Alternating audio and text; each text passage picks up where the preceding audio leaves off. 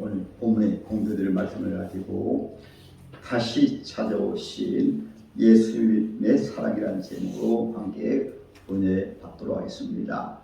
한번 따라 하시겠습니다. 다시 찾아오신 예수님의 사랑. 아멘.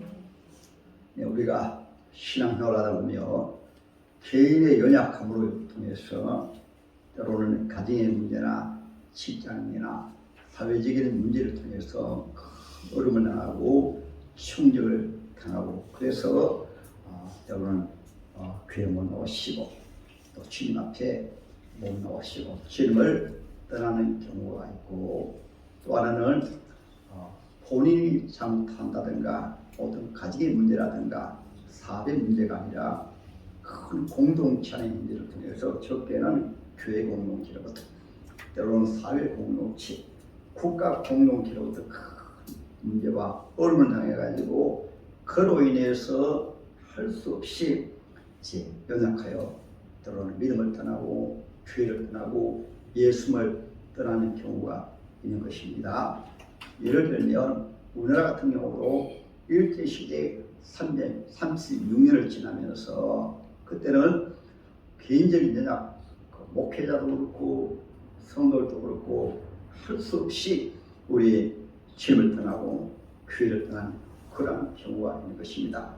말씀을 떠나고 믿음을 떠난 경우가 있습니다. 왜냐하면 우리나라 교회가 신사참배 문제였습니다.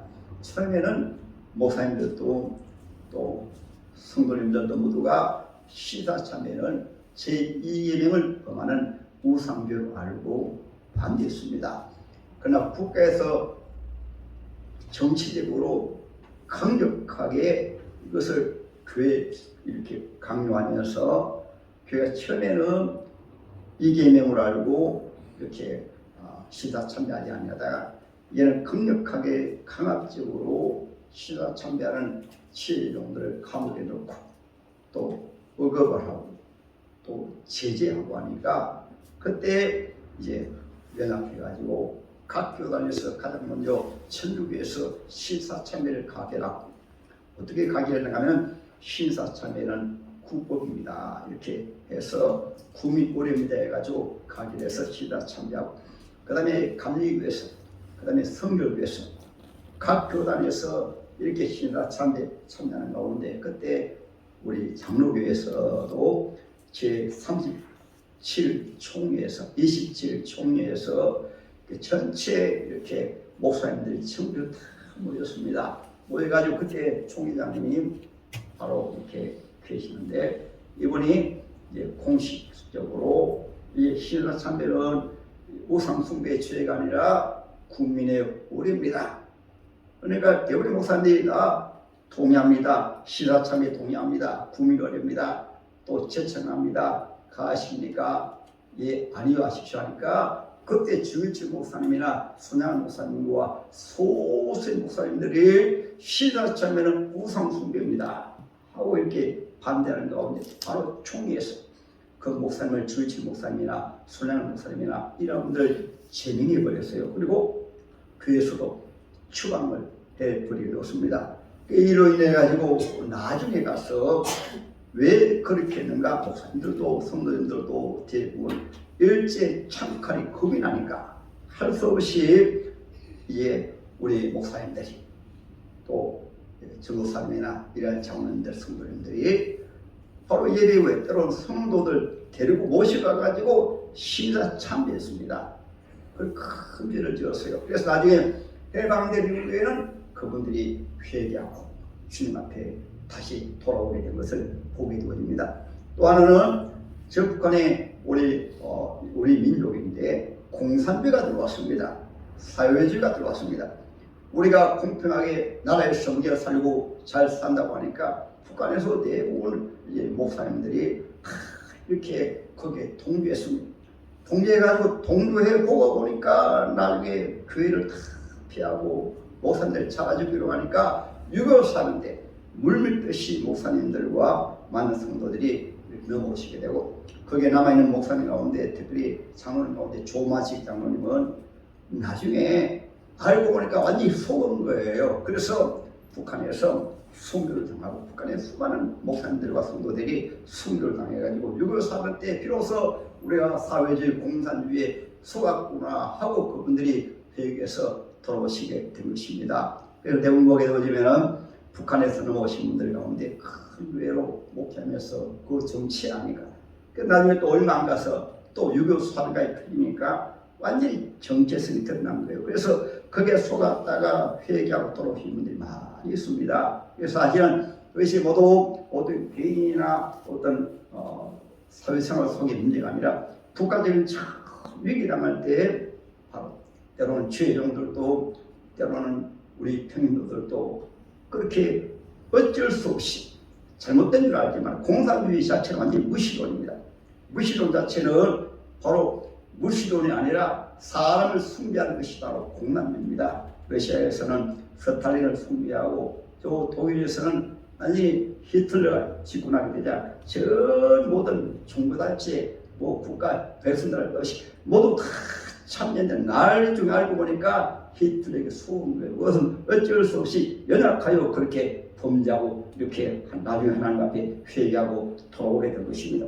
우리나라도 이와 같이 일제시대도 때론 6.25 때도 북한의 이민군들이 우리나라에 넘어오게 될 때 많은 목사들이 그냥 넘어가기를 바랬습니다. 김일성을 환영하고 그게 그냥 이제 굴복을 하고 그런 가운데서도 6.25 이후에도 손영 목사님 나오고 내려오고 목사님은 6.25 때 순교를 당하게 되어진 것입니다. 구례교회 같은 경우에는 정요일이 이렇게 공산주의자들이 비참하게 죽음을 했는데 77명의 그 순교당한 분의 무덤이 바로 교회 앞에 마당에 77명의 무덤이 있습니다. 그만큼 때로는 국가 전체적으로 이렇게 범죄하는 그런 기회가 있는데 그럴 때라도 때로는 하나님은 긍휼을 베푸셔가지고 일제시대 이후에도 취해되는 취해종들이 다시 돌아와가지고 우리가 잘못되었구나 하고 얘기하고 이제 공산주의 시대에 그 이후에도 공산주의를 아니까 사회주의가 얼마나 무서운 걸 아니까 나중에 회개하고 또 주님 앞에 돌아온 것이 있습니다. 그래서 우리가 오늘 말씀을 이해하기 위해서는 우리가 그런 우리나라의 그런 역사도 바로 알아야 그리고 지금도 역사는 반복되어지니까 우리 예수님 때다 보게 되어지면 예수님이 십자가 달리실 때 예수님은 하나님의 말씀을 이루기 위해서 우리를 구원하기 위해서 십자가에 죽으셨지만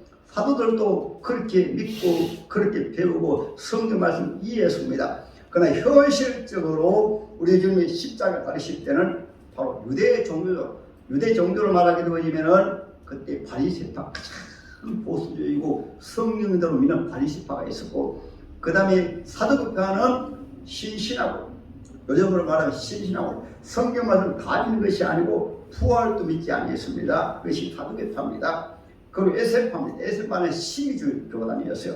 그 세 교단 모두가 쉽게 말하면 우리 예수를 믿고 예수를 따르는 것은 세례 요한을부터 시작해서 예수는 완전히 이단 종교로 그때 종교계로 보게 되면 예수 이단이에요. 세례 요한 이단입니다. 거기다가 로마 정권까지 완전히 우리 예수님을 통해 예수님을 이렇게 바로 로마를 대항하여 일어나는 그런 왜냐하면 예수님이 때로는 내가 왕이라 그렇게 말씀하시니까 그래서 결국은 예수님 비참하게 십자가에 달려 돌아가실 때 그때 당시에 사도들도 어쩔 수 없이 거기에 주인공 가운데 첫째 사도 베드로는 예수님을 멀찌감치 따라가다가 예수님이 잡히시고 재판 받으시는 비참하게 끌려가는 그 모습 끌려가시는 모습을 바라보고 베드로는 숨어서 몰래 따라가다가 여자애 아내가 너도 저 예수 제자이가 하니까 아닙니다 나 몰라요. 두 번째 또 종 하나가 너 저 나사렛 예수의 제자 맞잖아요. 나 아닙니다. 세 번째 말하니까 아예 나는 저자 몰라요. 예수를 욕하고 저주까지 했습니다. 그것은 실제 속으로는 예수를 사랑하지만 그러나 예수는 이미 사진을 말씀하셨어요. 왜냐하면 겟세마네 동산에서 기도할 때 실패했습니다. 오늘날도 마찬가지입니다. 기도하지 아니하고 평소에 말씀대로 살지 아니하면 때로는 넘어질 수가 있고 때로는 우리가 잘못된 길로 갈 수가 있는데 문제는 그것이 잘못된 줄 알고 회개하고 돌아와야 되는데 회개하고 돌아오지 아니하고 끝까지 그 바로 죄에 묻혀 사는 분들이 많이 있어요. 오늘 사도들 같은 경우에는 연약해서 예수님 베드로에게 말씀드렸습니다. 네가 연약해서 나를 3번 부인하지만 그러나 다구르기 전에 내가 회개하고 돌아오리라 말씀하셨거든요. 그러니까 이 베드로 같은 경우에는 그 3번 부인하고 자기 뽑기로 하고 오니까 이 베드로는 예수님의 말씀이 생각나서 밖에 나가서 통곡하며 회개하게 되었습니다. 여러분들도 우리가 이 시대도 마찬가지예요. 그때만 그런 것이 아닙니다. 일제 시대도 그랬습니다. 전체 교회가 속았습니다. 때로는 지혜의 종들이 속았습니다. 그때 우리가 그때 살았으면 우리도 시사 참배하고 시사 참배는 죄가 아닙니다. 그렇게 했을지 몰라요. 유교에도 마찬가지입니다. 사회주의가 들어왔을 때도 우리가 모르기 때문에 야 그냥 평등하게 살고 국가에서 먹여 살고 국가에서 다 이렇게 우리를 책임지니까 들어오고 보니까 속은 거예요. 그러니까 교회를 다 없애버리고 그리고 우리 국민들이 평등하게 산다 공평하게 산다 그렇게 외쳐가지고 어떤 외형적으로는 가장 이상적인 국가가죠. 그러나 들어오고 보니까 국민들의 전체가 노예가 돼가지고 3대 김씨가 노예가 되는 거예요. 그것이 바로 북한의 현실인 것이.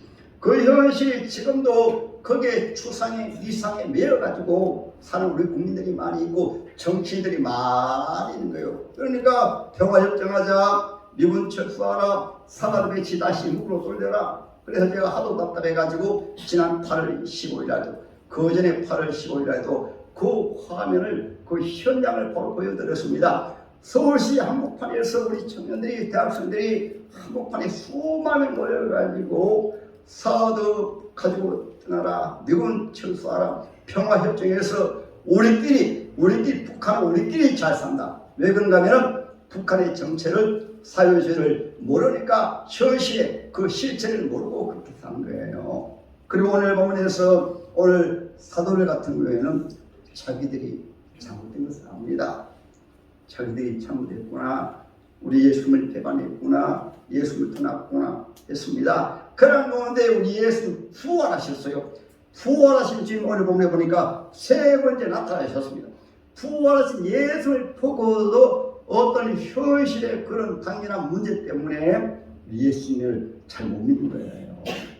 이와 여러분들도 여러분 오늘 하나님의 말씀을 중심으로 오직 예수를 중심으로 신앙생활을 바로 해야 나의 이 말을 듣고 듣고 지키는 자는 반석 위에 지은 지혜로운 사람 같으니 우리가 만일에 예수님 당시에 살았더라면 세례요한을 잘 안 따랐을 거예요. 왜냐하면 그때 당시에 거룩한 성경이 있고 교단이 있는데 세례요한은 교단에서 나가서 성소에서 나가서 광야에서 외친 자의 소리 들으니까 또 그냥 외치는 것이 아니고 이렇게 외칩니다. 세례요한에게 나오는 자들이 이렇게 외치네. 이 독사의 새끼들아 내가 언제 너희가 아브라함의 자손이라고 구원받지 말 이렇게 외치니까 어떻게 그들이 세례요한을 따르겠어요. 또 예수도 마찬가지입니다. 우리 예수님이 또 흠하셨어요. 우리 예수님께서 바로 유대인들에게 자기들이 나온 자들에게 이 독사의 새끼들아 왜냐하면 겉은 사람인데 속은 독사처럼 우리나라는 개가 많지만은 그 나라에는 독사가 많다 보니까 독사는 겉으로는 멀쩡하게 생겨도 바로 혀가 2개를 가지고 또 속에 독이 있습니다. 그래서 그들의 조상시대부터 바로 하나님의 선자를 핍박하고 잡아 죽이고 신앙생활 하는 것이 겉은 바로 종교생활을 잘하는데 속에는 완전 외식. 쉽게 말 하나님 없이 예배드리고 하나님 없이 기도하고 하나님 없이 주님이 일한다고 한다고 보니까 주님께서 보실 때는 다 믿음을 떠난 거예요. 그러나 그들에서 그래도 사도들과 제자들 가운데 우리 주님을 떠났지만은 그들도 연약해가지고 주님을 떠났습니다. 그래서 부활하신 예수님조차도 그들이 잘 믿지 못한 거예요. 그리고 또 종교 지도자들이 또 거짓말하고 속입니다. 어떻게 속입니까? 예수의 시체를 제안이 훔쳐갔다 해가지고 온 세상에 퍼뜨려가지고 요즘으로 말하면 언론을 다 퍼뜨려가지고 우리 예수를 이단, 예수를 따르는 자들을 이단으로 다 정죄했기 때문에 사도들과 제자들이 발을 붙일 곳이 없는 거예요. 그러니까 모일 때도 숨어서 은밀하게 모이고 숨어서, 왜냐하면 드러나면 완전히 이단을 따르는 자로 정죄당하기 때문에 숨어서 모였을 때 예수님께서 나타나시고 세 번째 나타나시고 또 주님 하신 말씀이 내가 갈릴리 바다에서 너를 다시 만난다. 지금 이미 제자들이 약함을 아시고, 그리고 오늘 본의 말씀에서는 제자들 본인들도 우리가 큰 어려움을 당하고 충을 당하며 때로는 사람의 두뇌는 속에 기억 정치가 있는데 웬만한 것은 다 잊어버리지만 큰 충격을 당한 것인가 당한 것이라든가 혼이 크게 큰 실망을 하고 좌절하고 절망한 그런 충격적인 사건을 이 뇌의 기능으로 그것을 완전히 기억장치로 사진을 말하게 되면 여러 장으로 사진에 이렇게 저장을 해가지고 머리 저장이 돼. 그래서 그것이 늘 잊어버리지 아니하고 때로는 그 현상이 나타나게 되고 이럴 때 일반적인 사람은 그 과학의 큰 충격과 큰 사건에 매여가지고 그것이 늘 매여있다 보니까 우울증이 걸리게 되고 그것이 심하게 되어지면은 자살까지 나가게 되는 거예요. 그러나 때로는 우리 하나님의 자녀 같은 경우에는 그것이 때로는 과거를 돌이키는 기회가 되어지게 되고 교훈이 되어지게 되고 현실에 과학의 그런 큰 어려움을 날리고 했으니까 바로 욥이 말한 것처럼 나의 달려갈 길을 오직 추구하시나니 내가 연단받은 이후에는 내가 정금같이 나오리라. 이렇게 새롭게 출발하는 과정도 있지만 일반적으로 많은 사람들은 큰 축을 나가게 되어지면 그 과학의 충격에 매여가지고 그늘진 곳에 늘 과학에서 떠나지 못하고 고통을 받는 분들이 지금 많이 있는 것입니다. 오늘 본문에 이 사도들 같은 경우는 과학의 그 충격 때문에 부활하신 예수를 만나도 주님 앞에 나갈 자신이 없는 거예요. 왜냐하면 부활하신 예수를 만났으면 예수에게 배우고 3년 반 동안 함께한 그 모든 것이 무엇입니까? 나는 장차 십자가에 죽으시고 부활해서 천국 올라가면 너희가 나를 대신해가지고 죄를 쓰고 땅까지 전대해서 한 영혼이 천하보다 귀하니까 만 영혼을 네가 구원해야 될 것이다. 전도해야 될 것이다.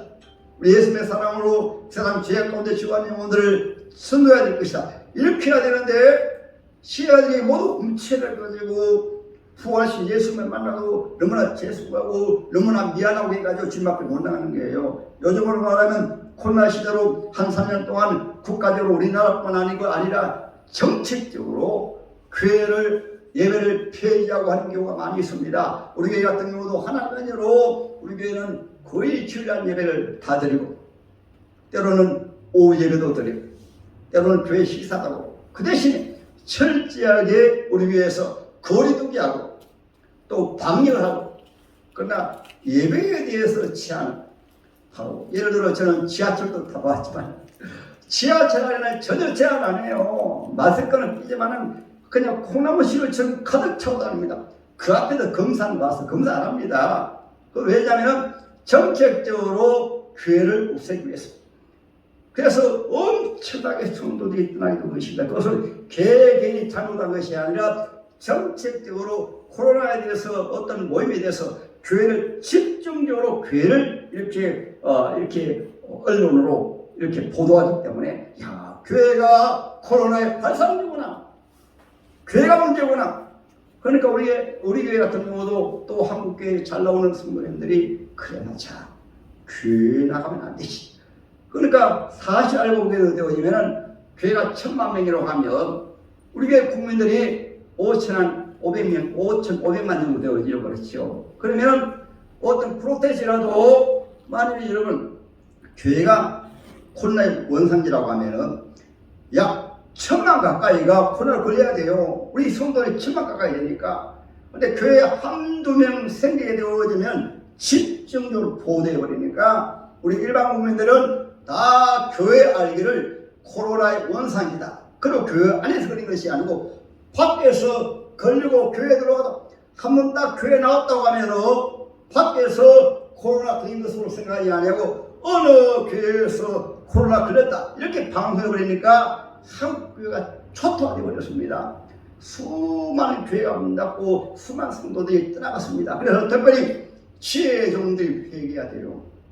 예배는 하나님 앞에 드려지는 것이고 교회란 말 자체가 하나님의 초청받은 사람들의 모임입니다.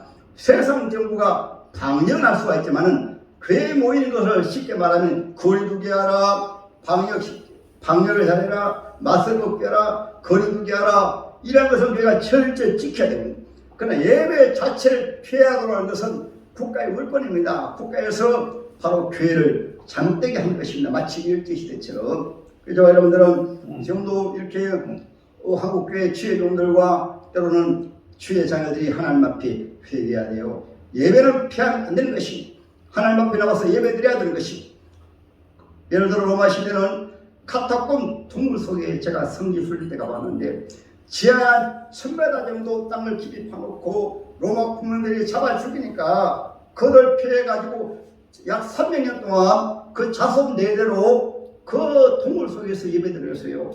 예배드리다가 이제 앞에 이제 세워놓고 경배를 세워놓고 로마 군민들이 오면 소설같이 농사일하다가 가축을 벌다가 그 카타콤 동굴 속에 숨고 동굴 속에는 돌 속에서 로마 군민들은 너무나 완전히 개미집같이 그렇게 거미줄처럼 먹혀있기 때문에 그래서 그것을 3년 동안 지냈습니다. 예를 들어 북한 같은 경우는 적어도 지금은 여러분 때로는 정부 사회 교회를 폐해버리고 예수 믿음을 잡아주니까 2년 전에 다니엘 기도에서도 보셨다는 그렇잖아요. 거기에 강사로 오신 분 가운데 북한에서 넘어오신 분이 실제로 간증을 했잖아요. 어떻게 해요? 감옥에서 예배를 드리면 또 안 되니까 가장 조용한 곳이 화장실입니다. 화장실. 주일날에 화장실에 냄새나니까 화장실에 모여서 예배드리고 산속에서 예배드리고 엄밀하게 예배드리다가 잡히면 그냥 바로 감옥에 들어간다든가 바로 그냥 총살을 당하고 죽임을 당한 그곳에서도 하나님의 자녀들이 주일날에 모여서 예배드리는 거예요. 이것이 바로 살아있는 예배인 것입니다. 그래서 여러분 오늘 사도들 같은 경우도 이렇게 이것을 우리가 알아야 먼저는 국가적으로 정책적으로 큰 걸음 나가고 우리 예수님 부활하셔도 너무나 예수를 죄송해가지고 우리가 우리 예수님 부활하실지도 불구하고 예수님 부인해서 다 도망가서 우리 주님 모시기 너무 죄송한 거예요. 그래서 오늘 본문에 사도들이 약 7명 되는 사도들이 베드로 중심으로 갈릴리 바다에 가서 밤새도록 그물 던져도 고기를 한 마리 찾지 못하게 됐습니다. 우리 지금을 떠나가지고 제 아들 연약해서 옛생활로 다시 돌아가는 모습을 우리에게 말씀해주고 있는 거예요. 그래서 오늘 이 말씀을 통해서 우리는 누구나 끝없이 사도들까지 그러했으니까 국가적인 위기 때도 우리가 넘어질 수 있습니다. 실패할 수 있습니다. 사업적으로도 실패할 수 있습니다. 코로나를 통해서도 우리 연약해가지고 때로는 교회 못 나올 수가 있어요. 때로는 질병으로도 여러 가지 가정생활로도 사회적인 문제로 우리 사람은 다 연약합니다. 예수 외에는 다 연약해요. 그러나 그 연약한 우리 하나님의 자녀들 누가 찾아오십니까? 주님이 다시 찾아오신 것입니다. 오늘 본문의 말씀이 그렇게 예수를 배반하고 3년 동안 우리 예수님의 말씀을 가르치고 3년 동안 함께했습니다. 주님이 가르쳤습니다. 그리고 주님이 부활하신 십자가에 죽으실 것도 부활하실 것도 이미 다 말씀하셨어요. 요한복음 11장에 나는 부활의 생명이니 나를 믿는 자는 죽어도 살 것이요 무릇 살아서 나를 믿는 자는 영원히 죽을 게 아니라 주님 말씀하셨습니다. 그리고 3일 만에 부활하실 것을 말씀하셨어요. 그 말씀하셔도 그들이 현실적으로 바로 믿어지지 않는 것입니다. 그리고 신앙생활은 과거를 교훈 삼아서 현재 믿는 것이 신앙생활입니다. 어떻게? 과거 예수님이 구원이시면 과거 예수님이 십자가 죽으시면 현재도 내가 연약한 죄를 주님이 십자가 위에서 나의 죄를 사주신다. 이것이 과거의 신앙을 현실적으로 믿는 것입니다. 예수님 이름이 구원이시니까 지금 어려움 당할 때, 지금 문제가 있어도 주님이 날 구원해 주신다. 예배로 말하면 아브라함 예배 받으시고 모세 예배 받으시고 예수님 때 예배 받으셨다면 지금도 홍상비정교에서 주님 앞에 드려지는 예배를 주님 받으신다. 그때 주님이 사도들과 함께 하셨다면, 예배드릴 때 모였을 때 구원하신 예수님 나타나셨다면, 지금 홍상비정교에서 내가 예배드릴 때 주 예수님이 우리 눈에 보이지 않지만은 지난주에 말씀드렸죠. 엠마오로 가던 두 제자가 예수님이 함께하여 주셨지만은 눈에 모르는 거예요. 오늘날도 예배드리는 곳에 주님 곳에 계시지만은 예수님이 믿어지지 않은 예배를 죽은 예배라고 합니다. 믿음이 없는 예배를 합니다. 그래서 과거에 우리 예수님께서 사도들에게 나타나신 것처럼, 사도행전에 주님 역사해 주신 것처럼 우리 홍상비정교회가 사도행전을 이어가는 교회니까 교회에 오셔서 기도하실 때도 주님이 내 기도를 받으신다. 하나님의 말씀을 들을 때도 주님이 지혜의 종을 통해 해서 나에게 말씀을 주신다. 예배 드리고 찬양할 때도 주님이 내 찬양을 받으신다. 지금은 이제 우리가 나와서 찬양하지만은 실제로 찬양대도 앞에 앉으셨다가 주일날 앞에 나오셔가지고 찬양대 시간에 나오셔서 찬양하는 교회가 많이 있어요. 금괴도 그렇고. 그래서 찬양은 찬양대로 받으시는 찬양도 이러한 믿음을 가지고 지금 내가 주님 앞에 찬양한다, 이 마음을 바로 가지게 되어지면 찬양 연습도 신바람 나게 하게 되고. 제가 우리 동의를 너무 사랑하기 때문에, 동의야, 내 예배 시간에 주님 예배 받으신다. 네가 잘 준비해 놓으면 우리 사람 예배 드리는 분들이 참 잘 이렇게 은혜 받고 한다. 그러니까 동의야, 너 하나님 축복하실 거야. 좀 그래서 준비하자 해가지고 어제 잘 만들어 놓아가지고, 그래서 좀 이렇게 부족이 있었지만 잘 만들어 놓았어요. 우리가 시험을 쓰길 때는 과거의 성경 모두 과거입니다. 과거. 그것도 2000년 전이에요. 이 시대는 그 주님이 지금 나와 함께 하신다. 지금 예배를 받으신다. 오늘 본에 사도들 찾아오신 주님 오늘 어떻게 해요? 지금 여러분들 마음속에 감동을 주셔가지고 주님이 여러분들을 교회로 불러주셔가지고 이 자리에 주님이 찾아오셔가지고 오늘 본문의 말씀 사도들을 찾아오신 예수님은 저와 여러분들 지금 찾아오신 거예요. 이 자리에 주님이 여러분들을 불러주신 줄로 믿으시기 바랍니다. 그게 오늘 본문의 말씀이십니다. 그럼 찾아오신 주님께서 어떻게 합니까? 우리 형편과 추억이 너무나 잘 아시잖아요. 사도들이 고기 한 마디 못 잡았습니다. 주님이 첫사람을 회복케 합니다. 어떻게? 처음 부르실 때 누가복음 5장에 보게 되면 갈릴리 바닷가에 주님이 찾아오신 되었을 때 베드로가, 요한이, 야고보가 고기 한 마디도 못 잡았어요. 밤새도록 고생을 했습니다. 특히 그때 주인공이 베드로죠. 그때 예수님께서 먼저 말씀을 전하다가 시몬아 깊은 데로 가서 그물 내려라 이렇게 말씀하시니까 시몬이 말씀에 의지해서 어머의 생각으로 상식으로 도저히 맞지 않지만 반팔에 그물 던져도 못 잡는데 거기가 눈이 멀었습니까? 바람이 치고 있는데 날이 샌 후에 그물을 던지면 안 잡혀요. 어머의 상식으로는 한 마리도 안 잡힙니다. 그럼에도 불구하고 시몬은 알겠습니다. 말씀에 의지해서 그물 내리겠습니다. 그래서 나가서 그물 던지니까 얼마나 많은 고기가 잡혔는지 그물이 찢어지도록, 그래서 저 다른 배까지 동원해가지고 고기를 잡았습니다. 그것이 첫 번째 우리 주님의 기적이었어요. 그래서 오늘 본문에도 갈릴리 그 바닷가에 예수 찾아오셔가지고 얘들아 너에게 고기가 있느냐 말씀하시니까 고기 없다 했으니까 그때 예수께서 그러면 그물을 배 오른편에 한번 던져보라 그랬더니만 그물을 던졌더니만 큰 가득 잡혔습니다. 나중에 세어보니까 바로 153마리였어요. 갈릴리 바닷가의 두 번째 기적이, 그것을 바라보고 베드로가 바로 주님께서 찾아오셔가지고 과거에 나를 부르실 때 이렇게 사랑하시고 주의 사도를 부르시는데 주님 말씀하지 아니하셔도 너무 속으로 지금 죄송합니다. 죄송하다 말씀하는 거예요. 그리고 예수님만 찾아오셔가지고 어떻게 고기도 잡게 하시고 주님 앞에 돌아오게 되어지면 여러분 우리 주님은 창조주 하나님이시기 때문에 주님은 물질의 복도 주시는 거예요. 주님은 물질의 복도 주시고 직장의 복을 주시고 사업의 복도 주시고 지금 다 보시고 하십니다. 지금 필요한 것은 고기 못 잡았기 때문에 예수님이 고기 잡게 주시는 거예요.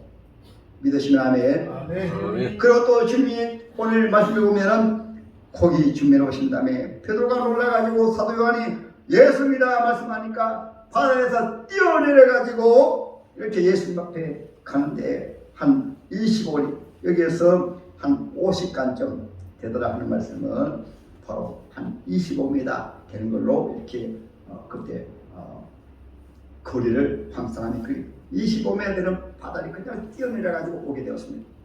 그리고 현대판 이렇게 베드로의 기적을 한번 말씀드리면 2003년 저 영덕 부근에 있는 구례교회에서 김상태 집사님이십니다. 교회가 너무나 시골 교회 문을 열자 다 되어가듯이 그냥 너무나 초라하고 때로는 비가 세고 그렇게 하니까 예배당을 쓰고자 되는데 주님 어떻게 합니까? 특별히 IMF 지난 지 얼마 안 돼가지고 98년 IMF 왔잖아요 그렇잖아요. 그래 빚도 어려운 가운데 이번에 어버이였거든요. 그 바닷가에 의장을 가지고 있었는데 주님 앞에 목사님 모시고 그 의장에 가서 기도했습니다. 목사님 우리 하나님 앞에 기도해서 베드로도 기적이 나타났는데 주님이 이 시대에 기적을 부르셔가지고 의장에 고기가 가득 들면 그 고기 팔아가지고 빚도 갚고 또 성령이 지금 비가 세고 너무 낡은데 성령을 짓겠습니다. 목사님 모셔가지고 기도했어요. 목사님도 속으로 웃었죠. 그건 2000년의 이야기인데 무슨 요즘에 그런 기적이 있으나 목사님도 의심하면서 기도했어요. 그런데 다음날 이 김상태 집사님이 그때 안수 집사님이죠. 때로는 요즘은 시무 집사님이라고 합니다.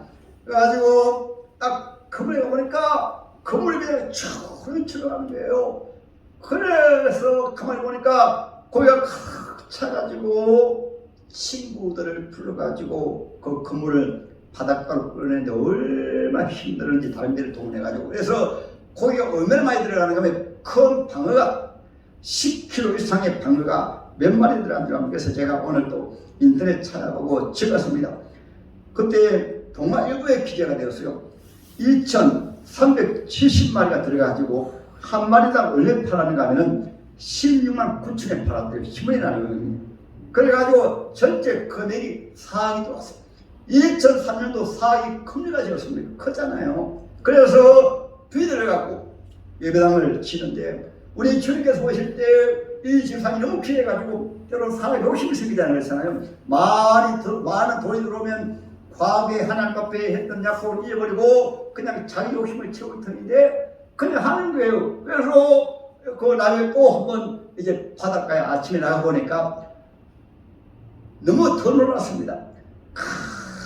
고기 한 마리가 믿고 내가 그 큰 건물에 들어앉아가지고는 한번 휘저어버리면 모든 의장이 그냥 완전히 무너져 버릴 텐데 가만히 잠을 자고 있는 거예요. 그래서 이번에 이제 배를 동원해가지고 그 그물 큰 고래가 되는 그물을 끌고 오는데도 끌어올 때까지 가만히 잠자는 거예요. 그래서 바닷가에서 잡아가지고 민껏 고래가 그것도 수억 원을 벌었어요. 하나님이 이와 같이 현대판 기적을 지금도 보신 거예요. 베드로 때만 기적을 부른 것이 아니고 오늘 말씀드렸어 찾아오신 주님께서는 고기도 작게 해주시고 그 다음에 뭐 우리가 살아갈 때 현실적 어려운 실제로 밤새도록 고기 잡고 배가 고파가지고 한 번도 못 잡아가지고 발발발 떨고 있는 그 사도를 위해서 지금 따뜻한 숯불 준비해 놓으세요.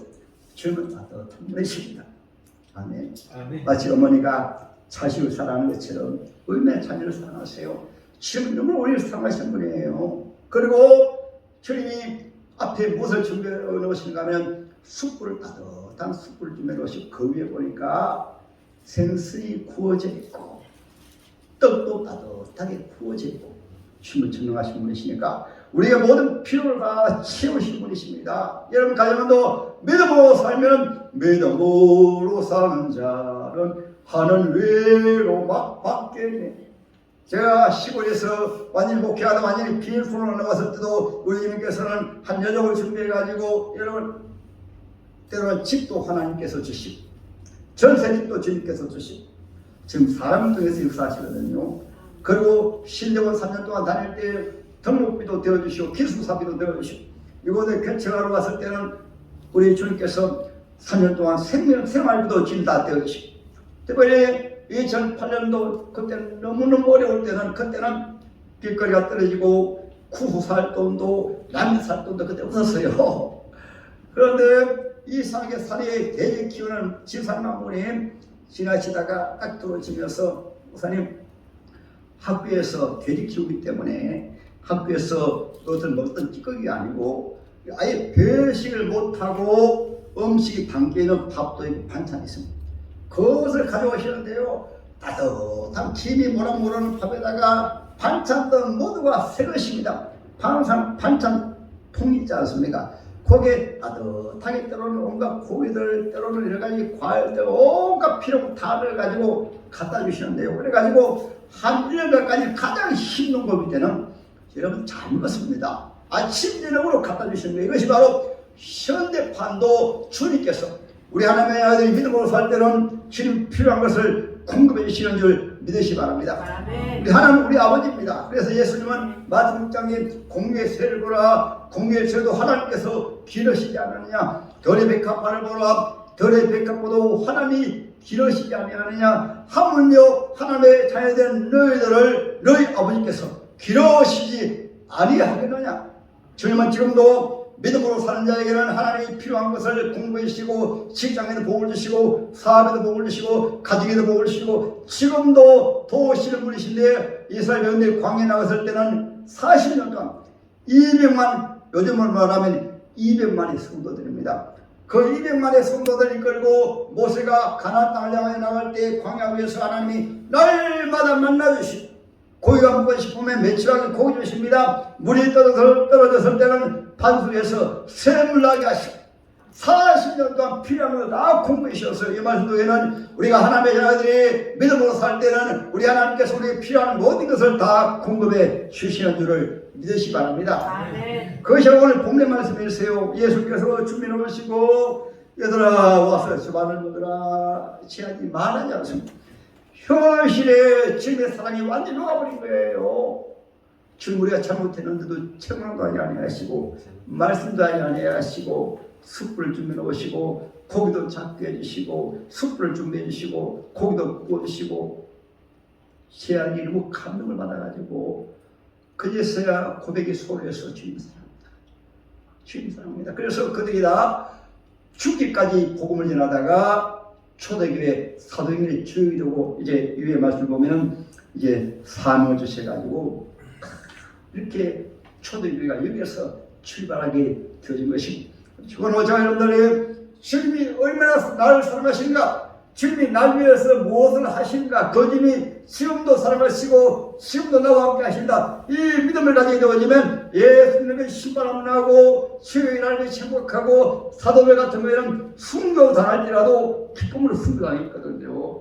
왜 주의 일하기 힘드는가, 교회 나오기 힘드는가? 지금 주님이 나를 사랑하시는 것이 안 믿어지니까, 지금 예배 드릴 때 주님이 예배 받으시고 함께 하시는 것이 안 믿어지니까, 그것은 우리들뿐만 아니고 사도들도 그랬거든요.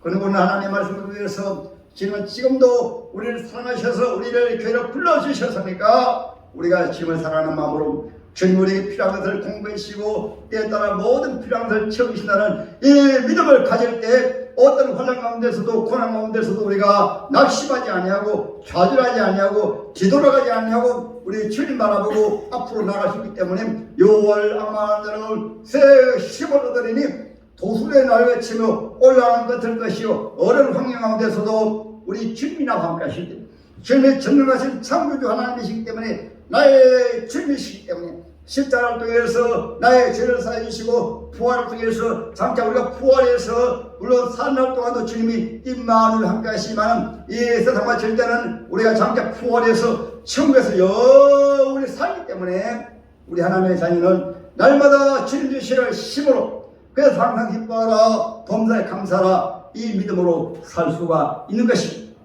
이 시대의 주인공은 베드로가 아니에요. 이 시대의 주인공은 바로 저와 여러분들이 주인공인 것입니다. 지금 주님이 나를 구원하시고, 지금 주님이 나와 함께 하시고, 지금 주님 앞에 예배드리고, 가정삶 속에서도 주님이 우리 가정을 축복해 주신다.